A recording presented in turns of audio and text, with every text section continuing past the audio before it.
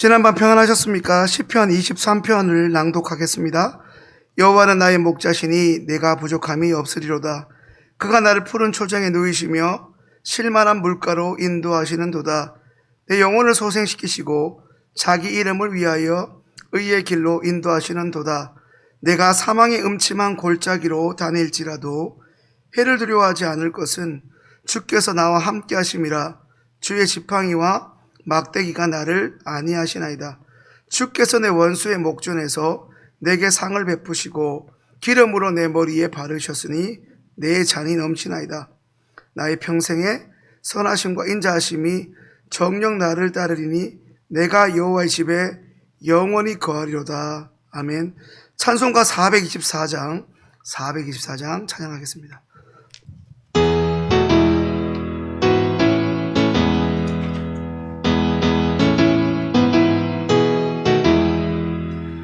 나의 생명 되신 주 주님 앞에 나아갑니다.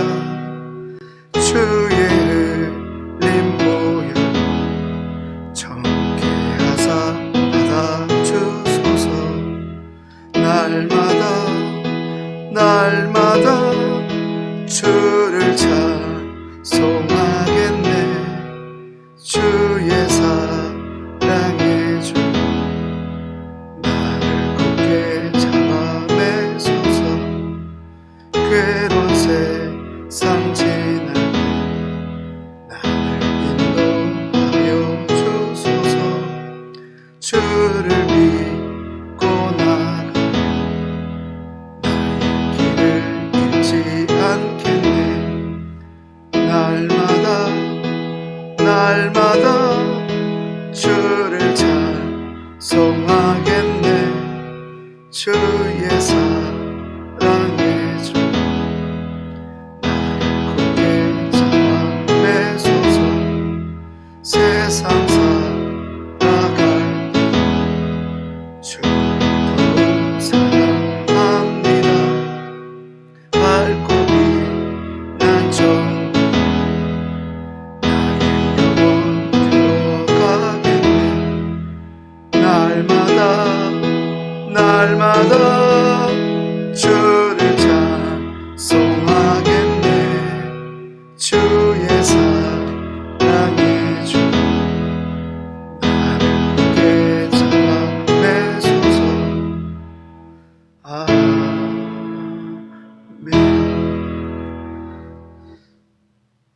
하나님께서 오늘 이 새벽에 우리에게 주시는 말씀은 이사야 48장입니다. 구약 이사야 48장 12절부터 22절의 말씀입니다. 48장 12절부터 22절 말씀을 함께 읽겠습니다.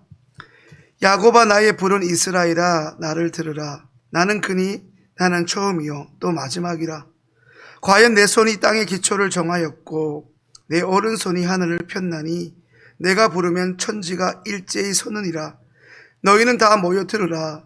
나 여호와의 사랑하는 자가 나의 뜻을 바벨론에게 행하리니 그의 팔이 갈대아인에게 임할 것이라. 그들 중에 누가 이 일을 예언하였느냐? 나 곧 내가 말하였고 또 내가 그를 부르며 그를 인도하였나니 그 길이 형통하리라. 너희는 내게 가까이 나와 이 말을 들으라. 내가 처음부터 그것을 비밀히 말하지 아니하였나니 그 말이 있을 때부터 내가 거기 있었노라 하셨느니라. 이제는 주 여호와께서 나와 그 신을 보내셨느니라. 너희의 구속자시요 이스라엘의 거룩하신 자이신 여호와께서 가라사대 나는 내게 유익하도록 가르치고 너를 마땅히 행할 길로 인도하는 너희 하나님 여호와라. 슬프다. 내가 나의 명령을 듣지 아니하였도다. 만일 들었다면 내 평강이 강과 같았겠고 내 의가 바다 물결 같았을 것이며 내 자손이 모래 같았겠고 내 몸의 소생이 모래 알갱이 같아서 그 이름이 내 앞에서 끊어지지 아니하였겠고 없어지지 아니하였으리라 하셨느니라. 너희는 바벨론에서 나와서 갈대아인을 피하고 즐거운 소리로 이를 선포하여 들리며 땅끝까지 반포하여 이르기를 여호와께서 그 종 야곱을 구속하셨다 하라. 여호와께서 그들을 사막으로 통과하게 하시던 때에 그들로 목마르지 않게 하시되 그들을 위하여 바위에서 물이 흘러나게 하시며 바위를 쪼개사 물로 솟아나게 하셨느니라. 여호와께서 말씀하시되 악인에게는 평강이 없다 하셨느니라. 아멘.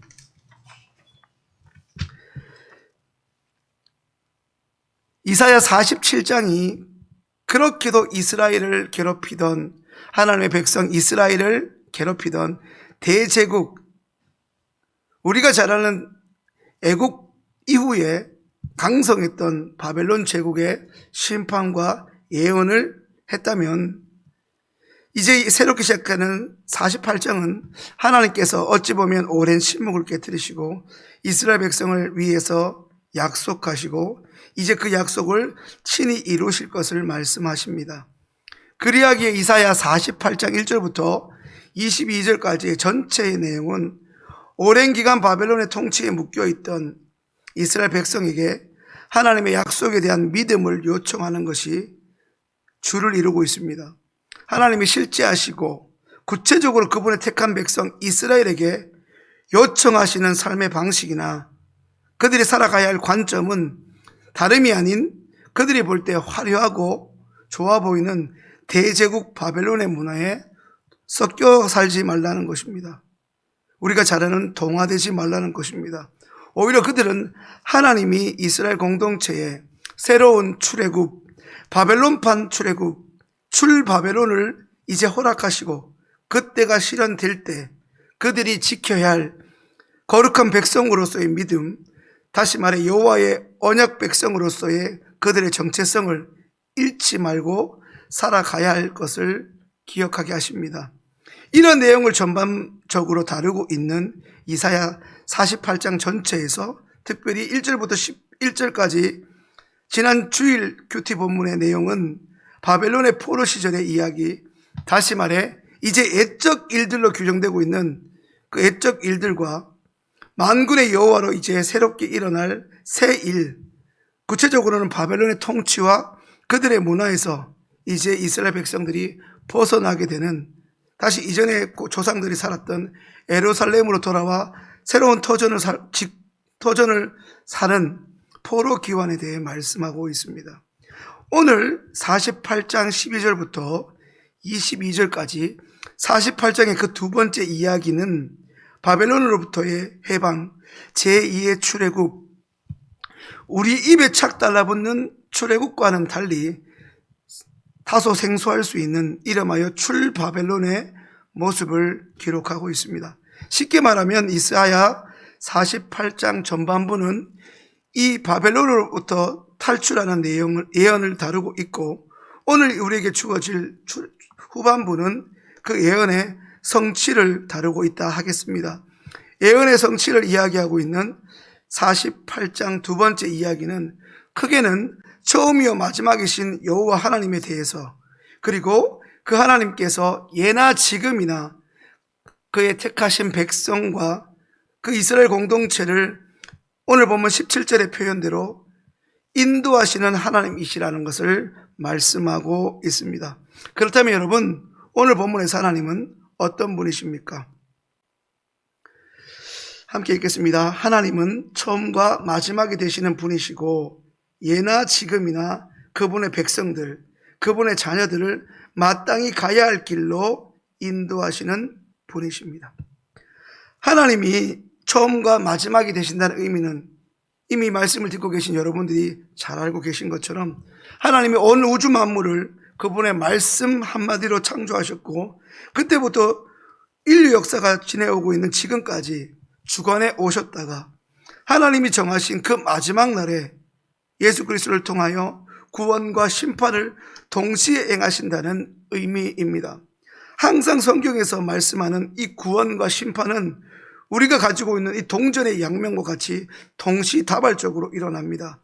이 말은 마지막 날에, 마지막에 그분의 날에 하나님의 백성에게는 구원이, 그렇지 못하는 하나님을 믿지 않고 하나님에게 저항하는 그 세력들에게는 심판이 적용될 수밖에 없다는 이야기입니다.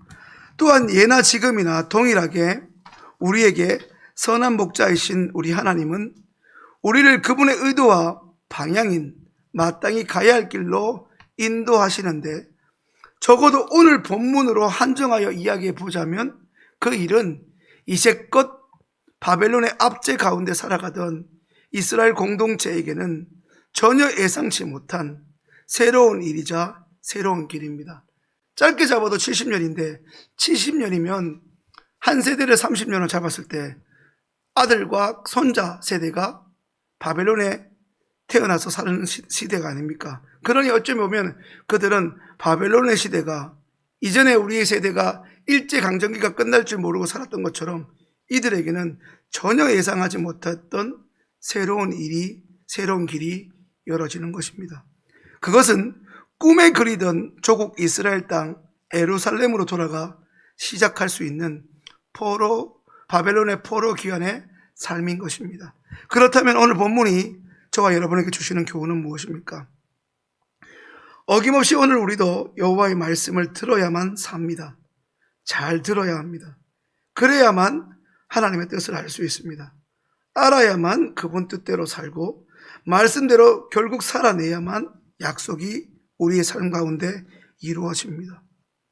우리를 새롭게 회복시키는 것은 거창해 보이고 세련된 프로그램이나 특정한 방법론이나 어떤 경험 같은 데 달려있지 않습니다. 너무나 상투적이고 익숙하다 못해 이제 우리가 놓치고 있는 언제나 변함없는 하나님의 말씀에 답이 있습니다.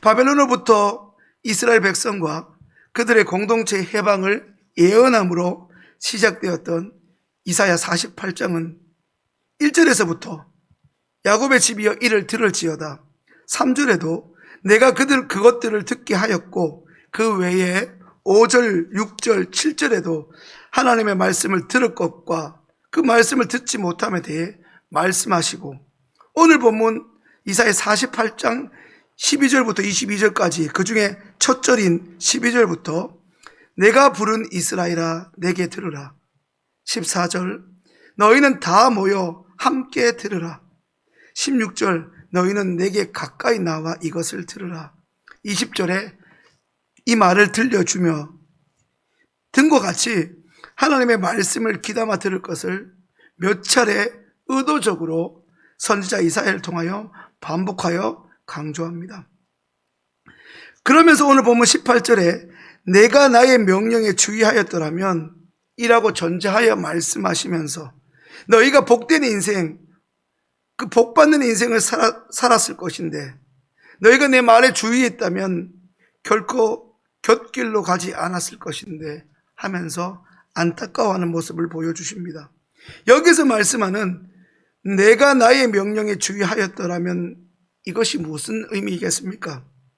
너희가 나의 말을 귀담아 들었다면, 귀담아 듣고 그 말을 명하는 내 명령에 순종하였더라면 이런 의미가 아니겠습니까? 그렇습니다, 여러분. 오늘 우리도 들어야 합니다. 아니, 다시 들어야 합니다. 그래서 우리가 잘 아는 에레미야 예감의 말씀처럼 아침마다 새롭고 또 새롭다고 말씀하지 않습니까? 늘 읽었던 말씀이고 1.1핵도 바뀌지 않는 하나님 말씀인데 어찌 또 읽고 또 읽어도 새로울 수 있습니까? 새롭게 말씀하시고 그 말씀을 들은 우리가 이전과 다르게 성장했고 변화되었기 때문에 그 상황에 임하시는 하나님의 말씀은 또 새로울 수밖에 없는 것입니다. 오늘 우리는 어떻습니까? 예나 지금이나 우리가 듣지 않은 것뿐이고 하나님은, 주님은, 성령님은 예나 지금이나 우리에게 말씀하지 않은 적이 없으십니다. 혹여나 그분이 침묵하신 것처럼 보였거나 실제로 침묵하셨다면 그것은 아마도 우리가 들을 준비가, 우리가 들을 마음이 없었기 때문일 것입니다. 말씀을 정리합니다. 우리가 잘 아는, 우리가 즐겨 부르는 찬송가 주의 말씀 듣고서 준행하는 자는 반석 위에 터닫고 집을 지음 같다. 후렴부가 어떻게 되죠? 잘 짓고 잘 짓세, 우리 집 잘 짓세, 만세 반석 위에다 우리 집 잘 짓세. 믿음의 집을 견고하게 잘 짓는 비결을 이 찬송에서는 주의 말씀을 준행하는 것에 있다고 합니다. 좀 전에 불렀던 찬송에도 나왔죠. 믿고 나아가는 것, 믿고 그대로 나아가는 것, 그게 준행입니다. 주의 말씀을 잘 들은 사람만 그리 살 수 있습니다. 오늘 말씀을 시작하기 전에 함께 불렀던 찬송가의 가사처럼 우리의 생명 되신 주님 앞에 오늘도 어김없이 나온 저와 여러분들이 마땅히 해야 할 일과 마땅히 걸어가야 할 길은 오늘도 어김없이 말씀하시는 그분의 생명의 말씀을 귀 기울여 듣는 것입니다. 듣고 그 명령에 주의하며 준행하는 것입니다. 이것이 우리에게 요구된 순종거리입니다. 잘 듣고 제대로 순종하여 주님의 약속의 말씀이 실제로 하나님의 역사로 나타나는 복된 일상이 되시기를 소망합니다. 기도하겠습니다. 하나님 아버지, 오늘도 은혜의 자리에 나오게 하시고 코로나19의 4단계 엄중한 상황에도 우리의 믿음은 주께로 향하여 주의 말씀을 듣게 하시니 감사합니다. 우리가 언제 어디에 있든 주의 말씀을 귀 기울여 듣게 하시고 그 말씀을 귀하게 여기고 사모함으로 듣게 하셔서 들은 말씀, 아니 들려주신 말씀대로 준행하여 주께서 친히 예비하신 복을 날마다 누리고 경험하며 살아가게 하여 주옵소서. 그래야 우리 가운데 임하신 하나님을 온전히 증거하며 살아가는 복된 오늘과 이번 한 주 되게 역사하여 주옵소서. 그리 살도록 건강과 지혜와 명철을 허락하여 주옵소서. 감사하며 예수님의 이름으로 기도합니다. 아멘. 이제 하나님 말씀으로 축복합니다. 여호와는 내게 복을 주시고 너를 지키시기를 원하며 여호와는 그 얼굴로 내게 비치사 은혜 베푸시기를 원하며 여호와는 그 얼굴을 내게로 향하여 드사 평강 주시기를 원하노라. 아멘.